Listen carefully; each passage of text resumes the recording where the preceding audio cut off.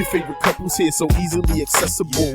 Grab your headphones, hit play, turn up the decibels. Master of the pod like a young Skywalker. Shout out to homie Yoda, cause great all we talkers. The crew is firm, so it's love to AZ. You signed the Tempe. Score some competition simply. Sure to get you high like some true West Coasters. Look at the flick of the wrist, one guardian Leviosa. LA is always sunny, Comic-Con with honeys. Pokemon and Dunny, sneaker hype, be sticking money. And Rachel rolls her eyes and see Lee made it funny. Time flies and now my flux capacitor is running. You not rocking with us, you like a muggle wizard, see. Just stupefy yourself with the wave of wizardry. Like Mario standing still in the left's a moving screen. A world full of nerds, but only two nerdly. Don't be sure you ever heard you see. It will be in your eardrum like an infectious beat. We complete they like when the short and long hair meet. Cause we the nerdlies, the nerdly. Don't be sure you ever heard you see. It will be in your eardrum like an infectious beat. We complete they like when the short and long hair meet. Cause we the nerdlies, the nerdly.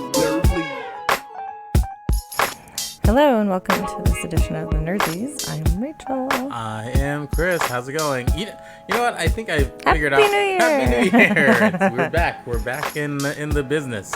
We're using a brand new mixer that I upgraded to, so I am still kind of figuring it out, but I think I figured it out. Otherwise, we're going to record an hour, and then we're going to figure out that we have no episode. Yay! No, it's working fine. It's working fine. Good. But I think I figured out why. I listened to, obviously, a lot of other podcasts. And I think I figured out why I fucked up, like, the hosts' names for so long. I've been listening to My Favorite Murder a lot. And I'm sure a lot of other people who listen to this podcast have listened to that as well. And if you haven't, it's pretty wonderful. I think the ladies are very funny on it. But the way they do their intro is that they introduce each other. So, like... Oh. They're like, that's Georgia Hardstark, or instead of like, I'm Georgia Hardstark, or like, I'm whatever, Karen, like, they introduce each other, which wouldn't be a problem because we're very different voices. Yeah. But it's just like, I don't know, their voices are very different too, but the fact that they're not saying their own names, they're saying the other person's name, threw me off completely for the first, like, probably 40 to 50 episodes. I'm like, wait, she's Georgia?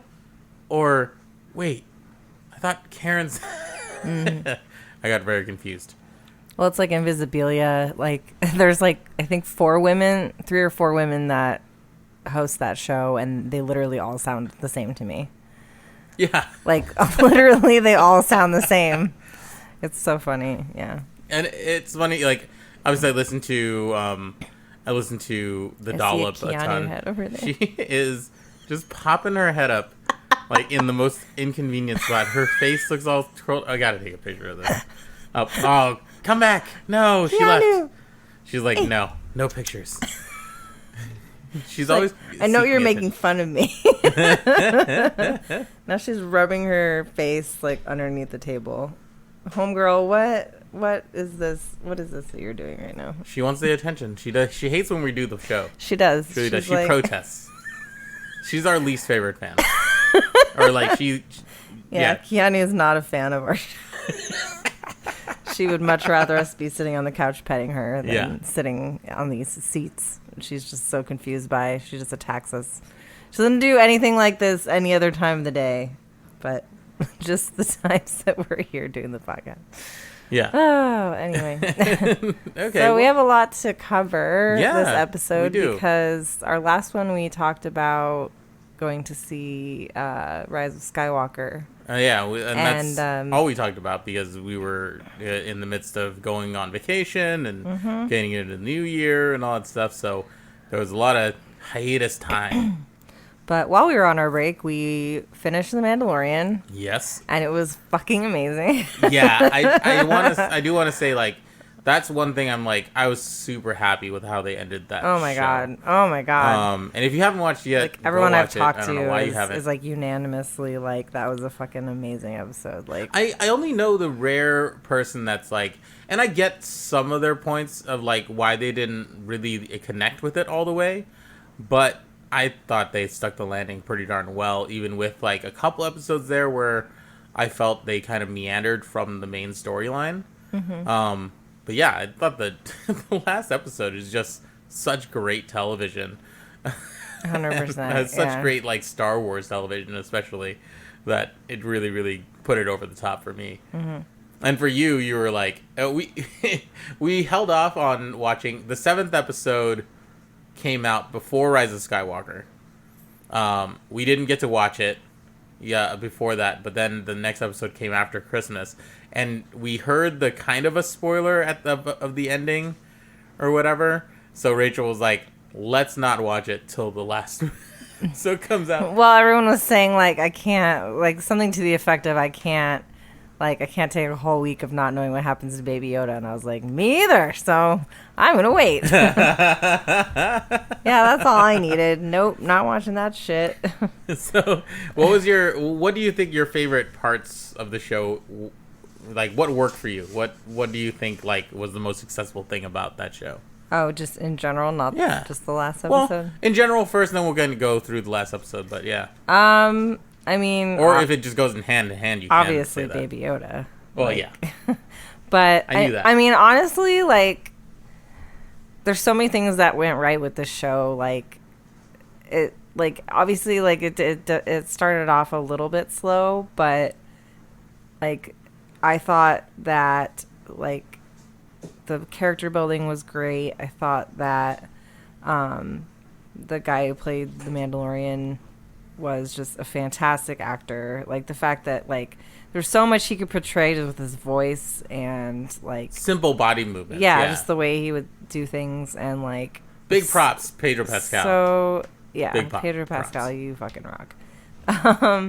But yeah, like obvious, and then just like all the like literally all of the side characters were great. Like, there wasn't, like, a side character where I was like, oh, man, like, they sucked, or, like, they didn't have anything to bring to, like, the proceedings, you know? Like, they cast it so well. They really like, did. Every single, like, even just, like, you know, like, little side characters and stuff within, like, the whole thing was just great, so. I think you kind of lit up in that episode. I don't even know if we talked about this episode yet, but the episode where Amy Sedaris shows up. Mm-hmm. You lit up during that episode just because you love her so much. I think she's an amazing actress. And she was just, like, so great. Like, she just played that character so well of, like, kind of being a hard ass, but really loving Baby Yoda and being mad at the Mandalorian for not being a good dad. Yeah. Which is what I've been all this time. I'm like, this is me. Like, how can you leave this poor defenseless thing on this ship? But yeah. Anyway, yeah, I love Baby Yoda. I think the one thing that I would say, and it's to your point of like why the characters are so good, that the only sin of this show is that some of the characters you only see once. Yeah. Like that's the only. I mean, I am glad that they brought sin. A good amount of them back in the end, which finally kind of made me, because I know like some people I had talked to said like, you know, their major gripe with it going along was like, I don't know where this is going. Yeah. And I mean, I guess I kind of felt that way to a point, but in general, I think I don't know. I enjoyed it because I was like, you know, I have faith that, you know, the writing is so good on this that eventually there will, you know, there'll be something to make of this. I figure like it was at least drawing to a place where Baby Yoda would be in danger, and you know, something would have to give in that respect. But and I felt like in the end, like giving that villain the Darksaber really like added so much to that and the lore, and made me really excited going forward to see like who exactly this person is. Yeah, and as fans of like the animated series and stuff like that, getting to see the Darksaber in live action, super freaking cool. That's amazing. Super cool. Yeah. I wasn't expecting that. I knew that he was. I mean, you kind of get from his exposition and the way he talked and the stuff that's revealed about him that he was an expert in Mandalorian lore and all that type of stuff. But it raises a lot of questions of whether I mean, unless I'm reading it wrong, I don't think they actually explained whether he was Mandalorian or if he's just like obsessed with Mandalorian culture. So it's interesting to see what they'll do or what will be revealed about that guy. And I also think it's funny, like with obviously with the movie along with the Mandalorian, you finally get to see that whole force healing thing in both respects. Yeah. So it's like, oh, okay, so this is just officially lore now that like this evolution of Jedi or force wielding beings just know how to do this now. Like, I think that's super interesting that they're just like thrown this shit in and like, okay, this is tip top lore now. like very relevant. And that, you know, TIE fighter crashes don't necessarily kill you. Nope. Yeah. I mean, that was the thing, is like as soon as I saw it go down, I was like, he ain't dead. And that is established pretty well. Ain't dead. I guess shouldn't have been surprised because they established that in Force Awakens because Poe crashes the TIE fighter. Oh, true. And he survives somehow. And then this guy survives, and then Kylo survives. So, you know, TIE fighters, you can just blow them up and crash them. They're pretty safe. They're like Volvos. Even though you're literally in a sphere of glass. I mean, partially glass. I mean, there's like a ball is pretty 8 safe. panels worth of glass. The arc is a very strong shape. I guess. But you were literally surrounded in little windows. Like, it's true. You're not wrong. Yeah. You're not wrong. It's like big fire explosion. You're fine. Yeah. But I will say, if we're going to talk about the last episode, I loved how it started because the fact that everyone was like joking about the scout troopers is amazing. Like the way that you let them just let them go on this scene. Like that's such a Favreau fun thing to do. You have Jason Sudeikis, who's an amazing like improviser, obviously, and like just a generally funny guy. And Adam Pally's really good too. And then you just let them kind of just go and chit chat about like their jobs and all that type of stuff. It's ridiculous. And then, it's so good. I could rewatch that over and over again. But it's also like it tickles the heart of like people like us who watched Red versus Blue and it's totally a Red versus Blue type conversation. It is. Yeah. 100%. So you wonder if some of the people in the writers' room are like fans of that show too or whatever. I'm sure they are. Yeah. Could be. Yeah. I mean, it's interesting to actually hear. I mean, I don't think there's ever been like real dialogue from any trooper besides like, you know, not for that long. Yeah. Like, I mean, like, I guess specifically about their job and what they're doing. Yeah. You hear them like side conversations like as they pass by maybe. Yeah, maybe. But it. Not like actually like sitting there hearing them talk about what they're supposed to be doing for an extended period of time. Yeah, it's good stuff. Pretty incredible. And then obviously, and I think it's a favorite part of a lot of people's thing is IG-11 coming in on the speeder and just wrecking shop while Baby Yoda's strapped. Oh, that shot of Baby Yoda just from the front with the wind in his ears. Oh, it's so great. It's the best. He's so happy. He's like, my nurses come to save me. Oh my god. Fucking nurse droid. I can't. Oh, it's great. I was already very happy with like the first episode. Oh yeah. What do you say if you hurt this child? I'll have no choice but to kill you. Oh, it's so good. And I was already happy with what they did with him in the first episode when they're establishing that he's like a bounty hunter droid and like how he moves. And you've never really seen how IGs move. I mean, I don't know if they ever showed it in Clone Wars or Rebels, really. Don't remember it in Rebels at all, really. But I don't know that you've actually seen them in action. So getting to like kind of delve into like how deadly IG robots are, that's so cool to me. Yeah. It's such a like, it's one of those like background characters like that you just don't get to see in action, like Bosk or like even Greedo. Like you didn't ever get to really see him do anything besides get shot by Han. Yeah. Like there's no there's no context to whether Greedo was actually a good bounty hunter before he went after Han. So like now you get to see like IGs are built to do this thing, and they do it really fucking well. Yeah. Otherwise, they just explode because they've gotten caught somehow. Mm-hmm. What did you think of yoked out river boatman R2? It's a little weird, to be honest, but I'm just kind of like, all right, I guess this is a thing. But yeah, it was a little weird. How many cosplays do you want to do out of the Mandalorian? I think honestly only one. Okay. I think I took account. I thought you said at some points. I think there were 3 different ones. I thought that you wanted to do, but I don't. Not really. I don't know. Because I thought you liked the Twi'lek lady. Oh yeah, I do like the Twi'lek lady. Yeah. Which I don't remember her name. Yeah, but she played. She was Nymphadora Tonks. Yep.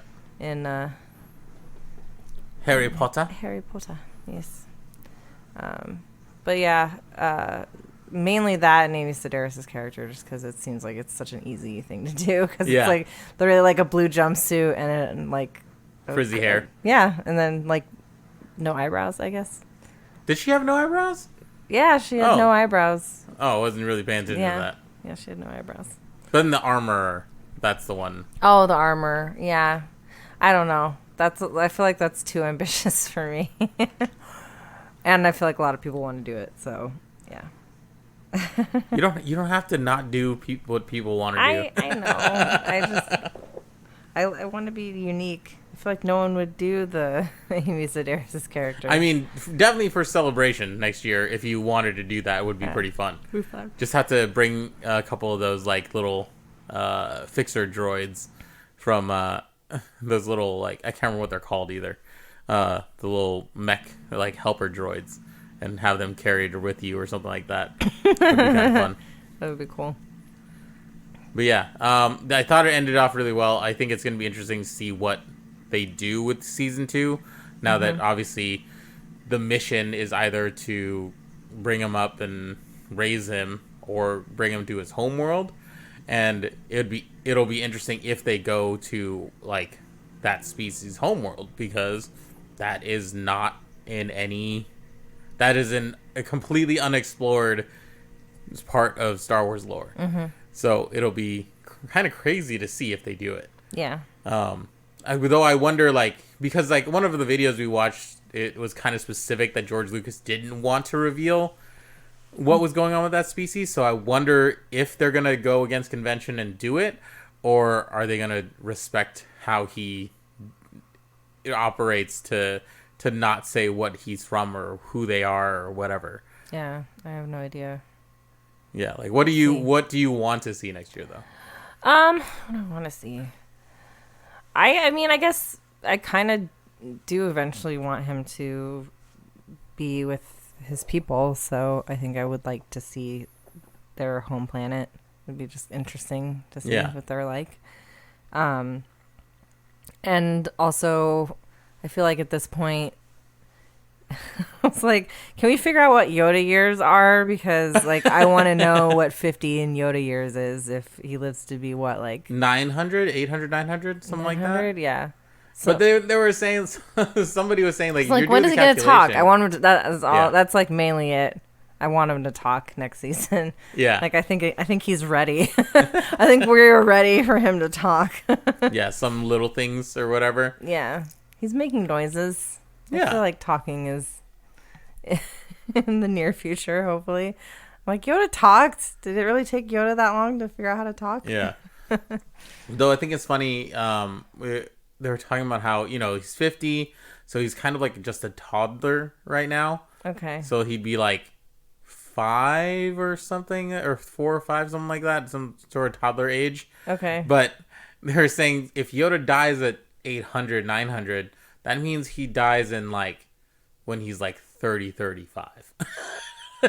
Really? Like, because like 50, 100, you'd only say 10. Do they say what the life expectancy is? No, that's what I'm saying. Like, Yoda says he's like 800, 900 years old. Yeah. So, or whatever. So, like, if you're just doing the calculation of like he's this like mentally young at 50.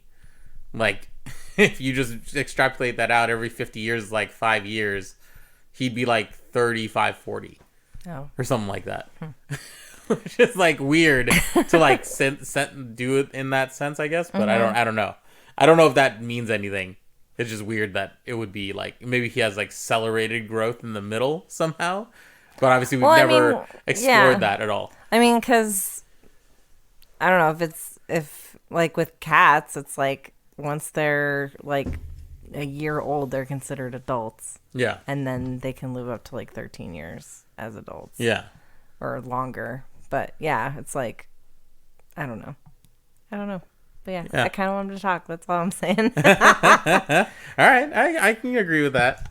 But yeah, I do want to see. And I would kind of like to see some of those bounty hunters come back in some capacity because we know they're alive. So that would be cool.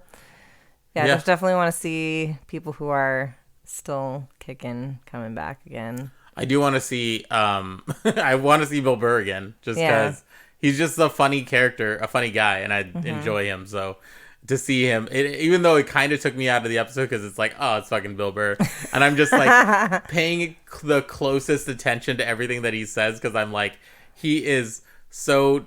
I mean, he's just such not a nerd presenting like as a person, and he's clearly not because he doesn't know what he's talking about most of the time when he's talking about nerd shit on like his podcast. Yeah. So it's just funny to hear him have to say a bunch of nerdy shit all in a row. And that's inherently just funny to me. Yeah. Because he was talking about like how the ship works or whatever, and like light speed and all that stuff. I'm like, oh, you have no idea what you're saying at all. Like, how long did it take for Jon Favreau to explain to you what you're saying so you could figure out the motivation as to what you're saying and why it's important? Yeah. Yeah, I find it interesting that it's first, like, I almost feel like people are probably mad. They're like, why'd you give it to him? He didn't even care. Yeah, maybe a little bit. That's partially jealousy, though. Mm-hmm. I'm a little jealous. Mm-hmm. Like, I would be dying to be on any set that's close to a Star Wars set. Mm-hmm. Cast me in a fan film. I don't care. I'll do something in the background. We can make our own fan film. True. I've been in a fan film. You have, you jerk. So I'm like that half step closer to being some kind of canon. But then I was actually thinking about this the other day. So if you guys don't know or you're new to the podcast, like a long time ago, several years ago, this guy, Jamie Costa, did a Han Solo fan film, which is really funny because he just released a Kenobi fan film as well. Which I haven't watched yet. I haven't watched it yet either. I should, because I was involved in the first one. But yeah, I got to be an extra in the very first scene of that, which was supposed to be like some kind of cantina bar, underground gambling hall thing that I was in, smoking a hookah that I don't think you ever even see. Yeah, I don't think you see. And which is funny. Funny because like I'd gotten to shoot a couple other like background things like here and there, but that was the first one where there was actually like people there to like take care of like the props and stuff, and like there was a fight choreographer and like stunt people and like all this stuff that was like super new to me. But like it was crazy because like every time they would call like, you know, ready or whatever, like the chick would have to run in with dry ice and throw it into the ball or into the hookah that I was smoking out of and run out of the shot.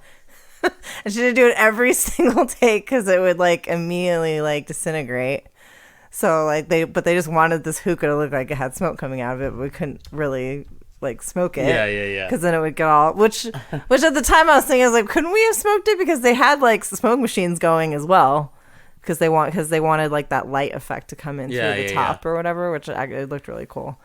But I just found it hilarious how this woman like literally just ran like as fast as she could in every single take and threw dry ice in this bong and ran out. I'm like, you got to do it, man. You got to do it right, just in case that thing hits the camera. You know, like you got to make it look like you're doing something. And I'm still like super jealous to my friend Becca, who like her and her boyfriend, I met them on that set, but they do a ton of like Star Wars charity work and stuff like that. And she does a really good Amidala. She does a Padme.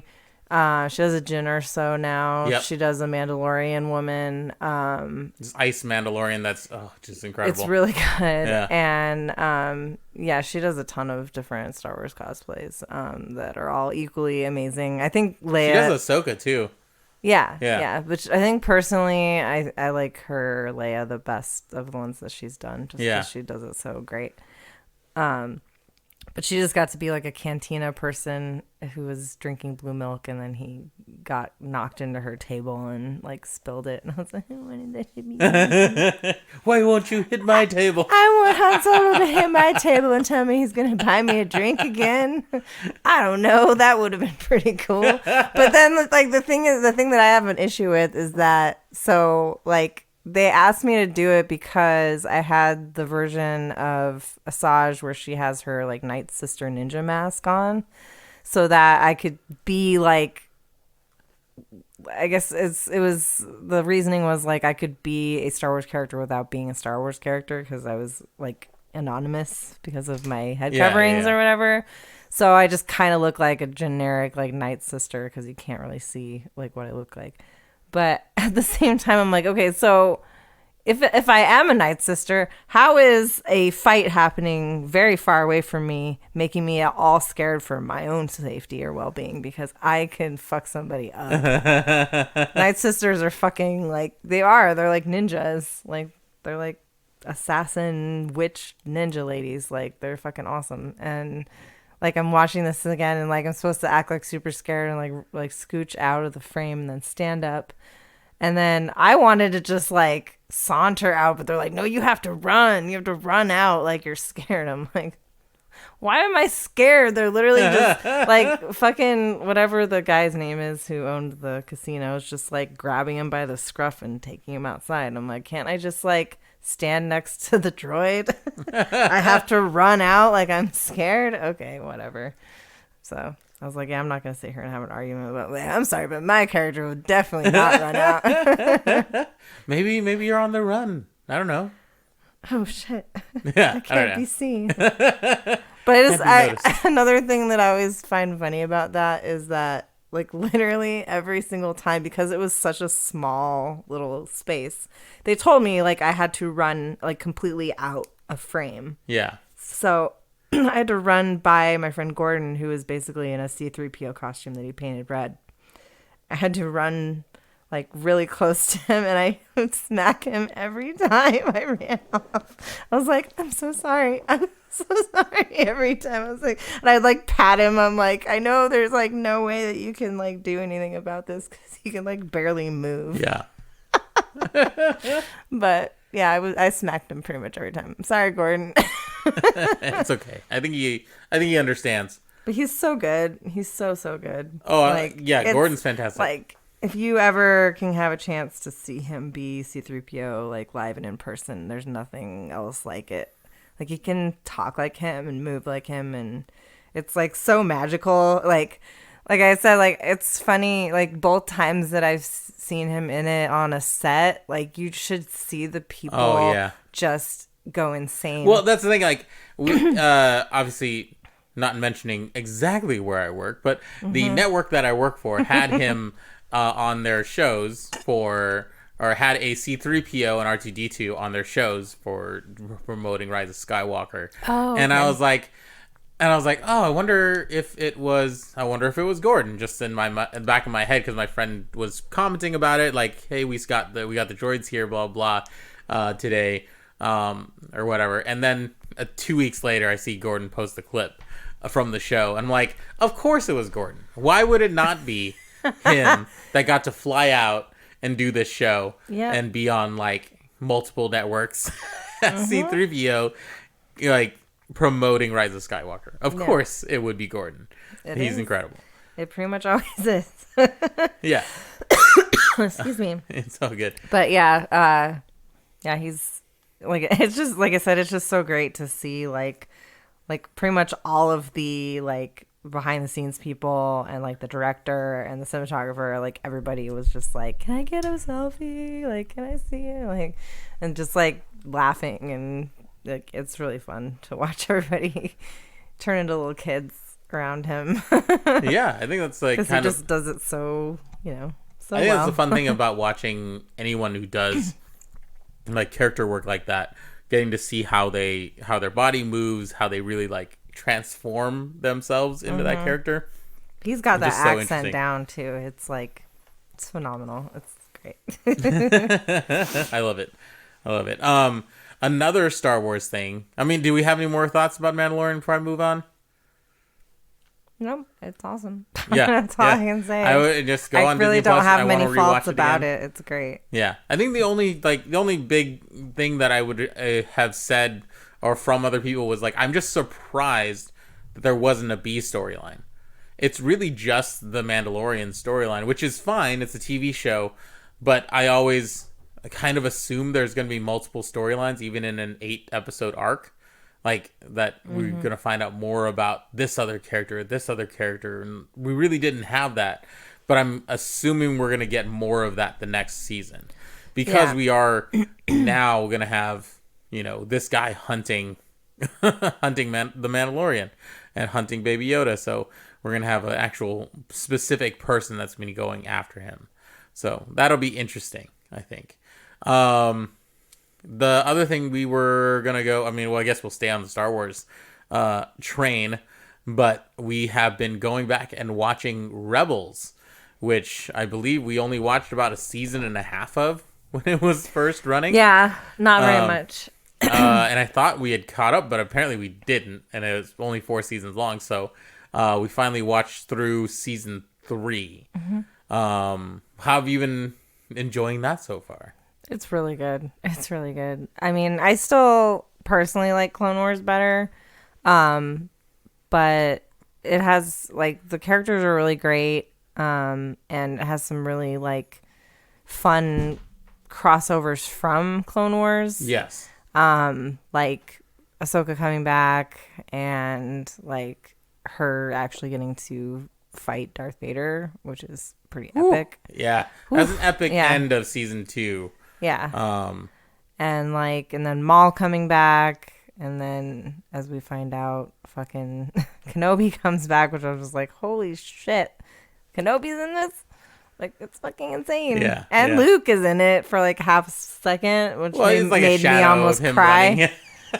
She's calling for him. It's so cute. I was like, oh my god, it's him. It's him. And it was like surprising to like see like that death scene with Maul and him like being happy that Luke is alive. It is interesting to see that, because it was like his only hatred, like Maul's hatred, was all focused on Obi-Wan. Yeah, it's not about the Sith or the Jedi or whatever. Like, it's not some bigger calling. Darth Maul is really just trying to get after Obi-Wan. Well, yeah, that, and then he was saying to Ezra, and wasn't lying, that he wanted to end the Sith. Like, he hated the Sith. He felt betrayed by them. And so, like, at the end, him saying, like, you're protecting him, like, he's going to end them, isn't he? And he's like, yeah. And so, yeah, it's crazy. Yeah, I think that's interesting. I find that, like, yeah, it's a poignant little scene in such a, like, diverse, like, season of things happening in the show. They do things really, really effectively well. And I was one of the things we were talking about with season 3, because we watched the show for so long. I don't know if you guys have watched it. Agent Callus does a huge turn in season 3 or season 2 going to season 3, I think. And they finally culminate that. And watching that makes me, like, not mad, but, like, just, like, even more disappointed in the whole Hux thing in Rise of Skywalker. They did this really well. Really, really well. Like, a nice, like, I mean, it was a long time to get him over to the other side, but it was just, like, this interesting thing where he ends up somehow getting stranded on this planet with Zeb. And then they, like, have this, like, kind of heart-to-heart talk about being soldiers and, like, these wars and like them like kind of feeling like they hated each other, but then realizing like that they were kind of both in a similar situation. Yeah.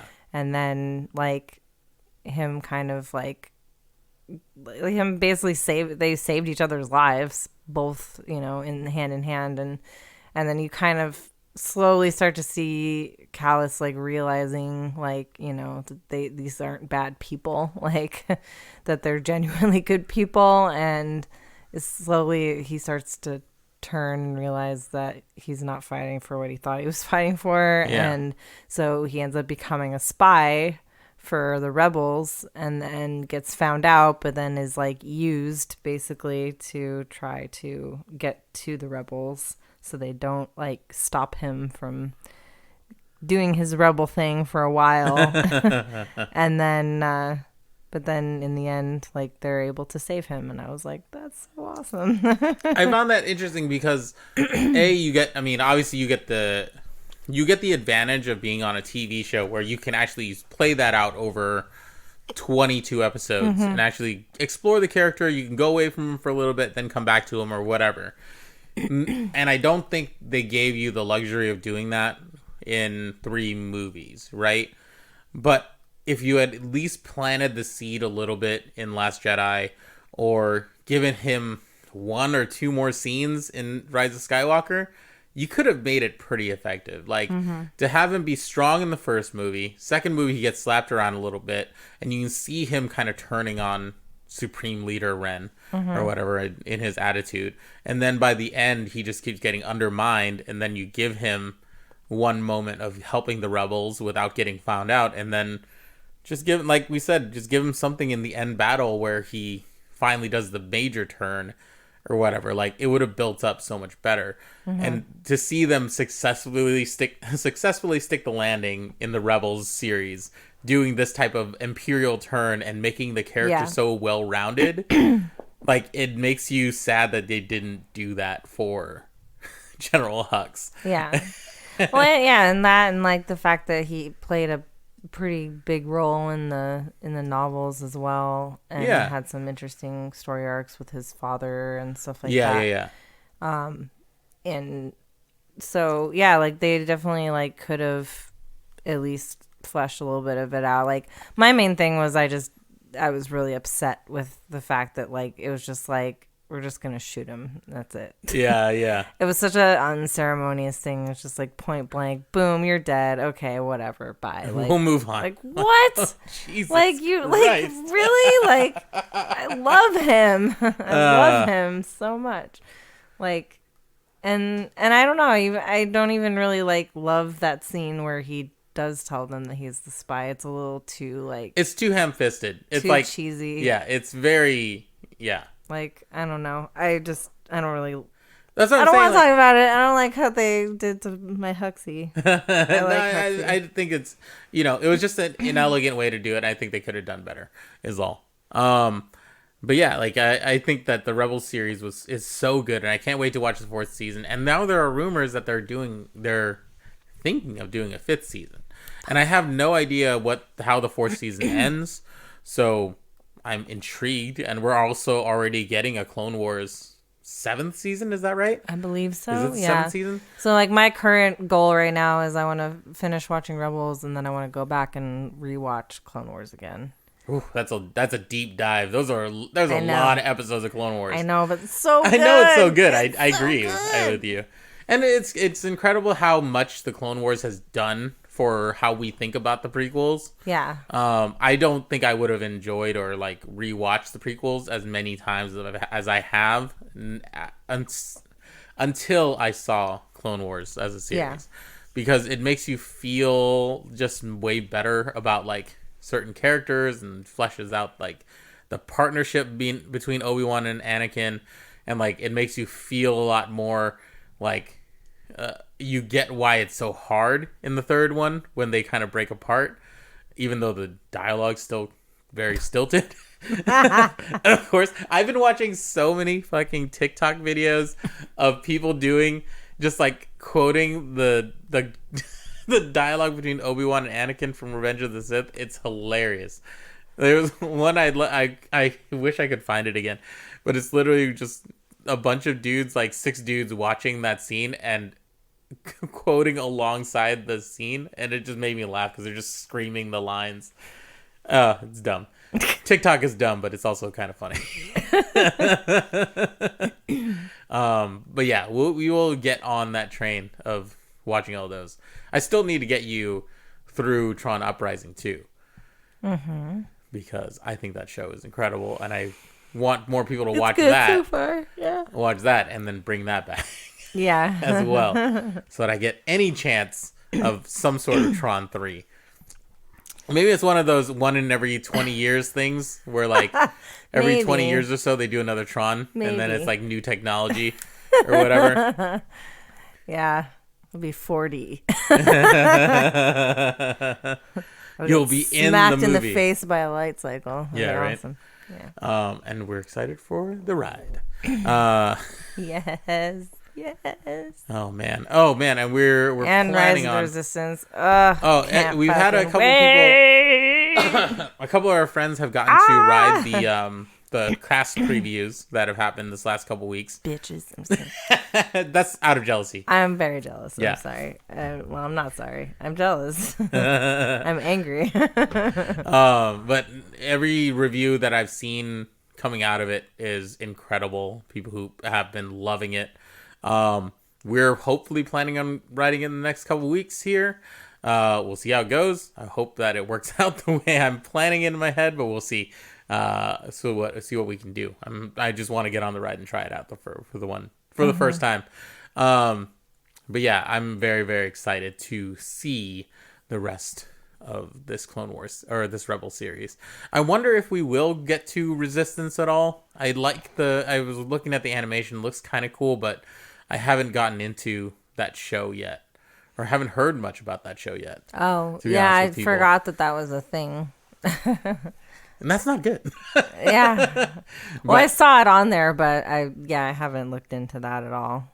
But I like Clone Wars a lot, so I'm more interested in that right now. Well, let's go through the stuff that we know, and then we'll go back to get started on some new stuff and figure that out. One of the other things I wanted to talk about before we start wrapping things up, I mean, we're only 40 minutes in, but I wanted to talk about the Morbius trailer just dropped today, which was interesting. You watched it as well as me. It's still one of those, like, I don't really know what Sony's going for with the extended Spider-Man series, like extended Spider-Man universe. But it's intriguing enough to me to be like, okay, they're going in a direction that I wouldn't have expected and going a little bit darker. So it's interesting, but I just don't know what I'm supposed to get out of the movie. You know what I mean? Like, I understand that Morbius is an interesting enough character, but I don't know. I don't know how I feel about it, I guess. No, I agree. I don't know. I personally think it's funny because I kind of think that Jake Gyllenhaal and fucking Tom Holland? No. Oh, Jared Leto? Jared Leto, yeah. I kind of feel like they look similar. I mean, kind of.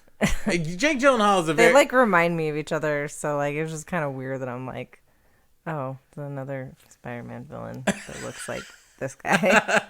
It just looks like the bearded bro. Yeah, or whatever. Basically. Yeah. Like, yeah. Because I think because I've watched Jake Gyllenhaal bearded and hipster, I guess. Yeah. Bearded white boy. Oh, it's another beardy. Maybe it's because I so associate, like, I don't associate Jake Gyllenhaal with the beard. I always think of Jake Gyllenhaal as Donnie Darko. Yeah. Which is like clean shaven young Jake Gyllenhaal. I guess. And I've always associated like Jared Leto as being like the pretty boy. Because ever since My So-Called Life, that's all I think of him as. Yeah. Like pretty boy, rock star dude. Yeah. So like that doesn't equate to me in my brain. A weird cult now. But apparently it was like a joke, but like a weird joke. I don't know. Okay. I don't know. I have no idea. Jared Leto is an odd guy. I'm not going to stand behind him or in front of him. Like, I'm not going to back him so much. I think that he is... I'm not going to even stand in his circle. I don't think I can. He is a very pretty man. But I'm just like, I don't know. I found it as an interesting story, or like an interesting trailer. Little bits of it are very intriguing to me. Just the way that they're gonna characterize him and the powers that he has and stuff like that. But I just don't really know what to get out of it. It's kind of related to Spider-Man. Kind of a Batman, but also vampire. You're like a man bat. Yeah, so it's like Morbius living vampire. So I don't really know. I don't have any connection to the character in comics. So whatever, I'll check it out at some point. Just like I still need to check out Venom, which I've heard is okay enough. But until they really like connect everything, which maybe this one does, because Michael Keaton's at the end of it, and he was Vulture, so you kind of assume that he's going to be Vulture in this one. See how that relates. So that'll be interesting. Another one, and it's also along this dark line of movies, is New Mutants. You watched that trailer as well, which I wasn't sure if you were going to, because it's definitely more horror-esque than I mean, I thought it was going to be horror-esque, but I'm like, it was a lot more than I thought it was going to be too. But they actually showed the kids' powers finally in this version of the trailer. What did you think of that? Yeah, it looks interesting. Yeah. Yeah, I don't know. Yeah, I don't know that it's my bag, but it looks intriguing. So, yeah. Yeah, I think that if they're going to introduce that stuff for the MCU, it'll be an interesting next phase of whatever the MCU is doing. Because this will be the first iteration of mutants in the MCU if it's connected. Which I think a lot of people are assuming it is, because they reshot and reworked the story a bunch of times to make it work. So, and it's the first Fox one that's coming out since the merger, besides Dark Phoenix, which nobody watched. Essentially. Sadly, yes. Sadly. I'm intrigued by it, and I have like one friend, my friend Jason. I love you, Jason. You are literally the only one who keeps talking about that movie and telling me that it's good. You're the only one. I don't have anything to say about it because I haven't watched it. So I'm not going to say that it sucks or doesn't. I'm just pointing at box office numbers. Nobody watched the movie. So I'll catch it at some point. Who knows? I was trying to remember what else I wanted to say. There was a Black Widow trailer today. Action looks really cool. Harley Quinn trailer. Oh my gosh. Well, okay. Black Widow trailer looked cool. I don't really know what to expect out of that either. ScarJo's kind of on a weird trajectory right now as a person. So I don't really know if I'm personally backing her so much, but I think Black Widow deserved a movie at some point. So yeah, for sure. It's a little late to do it, but I like David Harbour. I like the other characters, or the other Rachel Weisz. I like her a lot. It's kind of funny to me personally that it's like they're finally giving like the one girl a solo movie, and then they're adding like 8 more girls. Yeah. Like to it. So like she's just one of several badass women, which is cool, but at the same time I'm like shouldn't we be spotlighting her? Like, isn't this supposed to be about her, not her and like her like 80 bajillion clones or whatever, or people that she went to school with? It's talking about the training program. I mean, they're not going to focus on her, on them. They're going to focus on her. Yeah. But yeah, there are going to be a lot of more widows in the interesting movie. To me. Yeah. So yeah, we'll move on to the DC ladies, because we didn't talk about the Wonder Woman trailer either. Ooh, yes. Yeah. But the Harley Quinn, Birds of Prey, and the Fantabulous. Oh God, it's terrible. It's Birds of Prey and the Fantabulous Emancipation of Harley Quinn. That's the name of the movie. Yes, it is. What did you think of that trailer? I know you were really excited about both of these trailers, to be honest with you. Yeah, they're both fucking awesome. But yeah, Birds of Prey, like, you are famously more of a DC person than a Marvel. Yeah, I'm a sucker. I'm a sucker for it. I mean, honestly, like, I chalk it up to the fact that I watched the old Batman, Adam West Batman, and Batman the Animated Series growing up a lot. and those both mean a lot to me. And so I love DC stuff so much. Yeah, so both of the trailers super impressive. Yes. This Harley Quinn trailer finally showed you pretty much all of the ladies getting to be badass. Finally getting to see the Black Canary scream, get to see the Huntress doing a bunch of cool shit, which you were super amped about because you love Mary Elizabeth Winstead. I do. And you finally see Black Mask actually put on the Black Mask, which I think is cool. And I think they cleaned up, I was telling you, I think they cleaned up the CGI on the hyenas. Oh, yeah? Or whatever. So... I don't know. Yeah, they looked awesome. Yeah, that looked really cool. Yeah. So I'm very excited to see what that movie's going to be like in the theaters. I think the hype machine is really fun. It looks like funny and fun. And which is, what should be for a Harley Quinn movie. Like, the Harley Quinn movie should be kind of fun.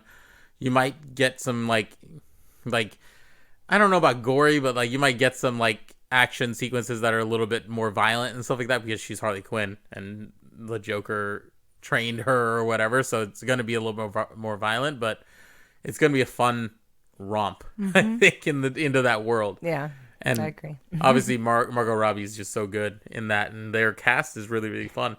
And getting to see Ewan McGregor again on screen, I haven't seen him do anything in a little while, so I'm just excited to see him, much like I am excited to see him in Kenobi. So I'm pretty amped. Wonder Woman trailer, incredible. You got to see her riding on fucking lightning. Yeah. What was your favorite part? Was that your favorite part, or what do you think? I think just the Falcon, like the the eagle or whatever she is. Yeah, the golden eagle armor. Yeah. Oh my god.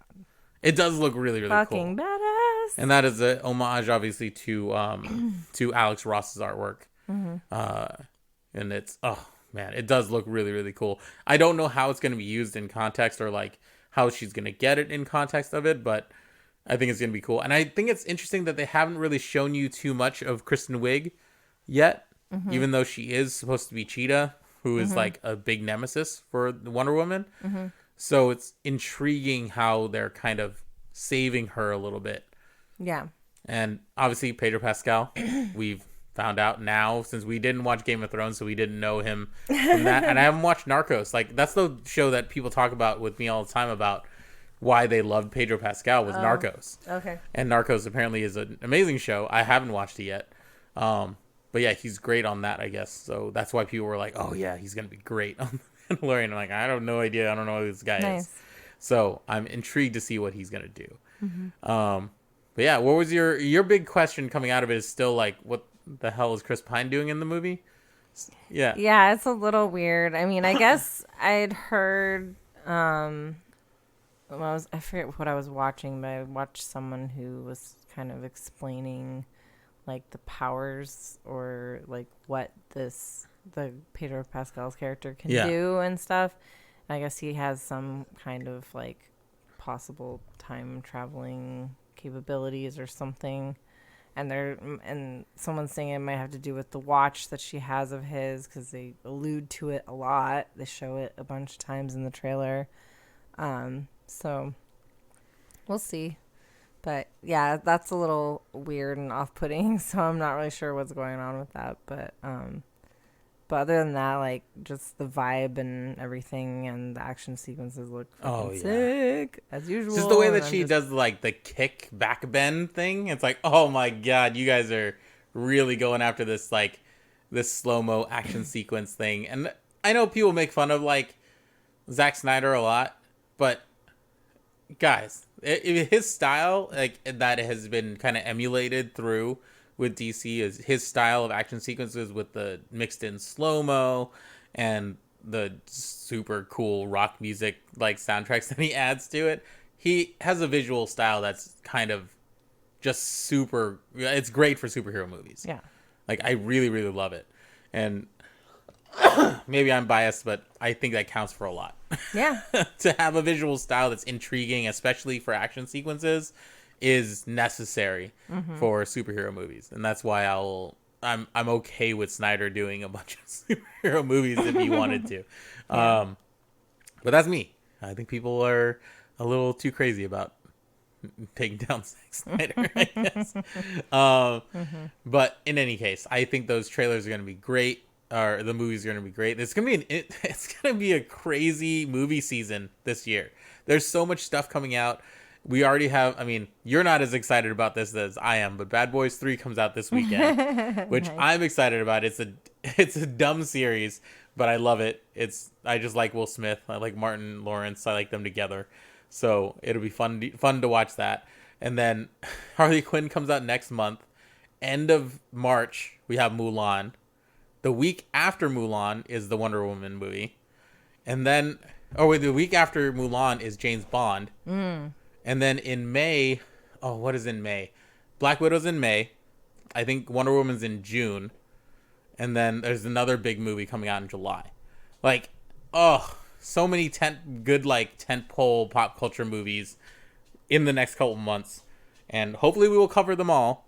I'm super amped. I'm super amped about the James Bond movie. Just saying.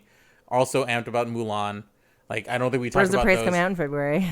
What's up? Birds of Prey in February. So, yeah, it's going to be a fun year, 2020, of movies. Yeah. At least. At least that's the fun part. Not to get too cynical. 2020. But yeah, I'm pretty excited for the months to come of entertainment and stuff like that. And Stranger Things 4 is starting to be in production soon, so yeah, we'll try not to look too much into that because I don't want anything about that to be spoiled. But I've already had something spoiled, so what a jerk. That's fun. You and your knowing people who have things that could be spoiled. Yeah. What the hell? But yeah, that's pretty much all we've got for this episode, I think. Right? Anything else you want to throw in or whatever right at the end? Nope. Okay, cool. Well, go out there, be kind to each other. Hopefully you guys have had a great start to 2020. Rachel's getting over an illness, so things are looking better. After the first couple weeks of 2020. But yeah, hopefully you guys have a happy, healthy start to 2020 and continue to do great things throughout the year. So we'll keep up with you and go forth and be nerdly. Bye-bye. Bye. Talk to you soon. Who always don't show you ever heard you see it will be in your eardrum like an infectious beat. We complete they like when the short and long hear me. Cause we the nerdlies, the nerdy always don't show you ever heard you see it will be in your eardrum like an infectious beat. We complete they like when the short and long hear me. Cause we the nerdlies, the nerdy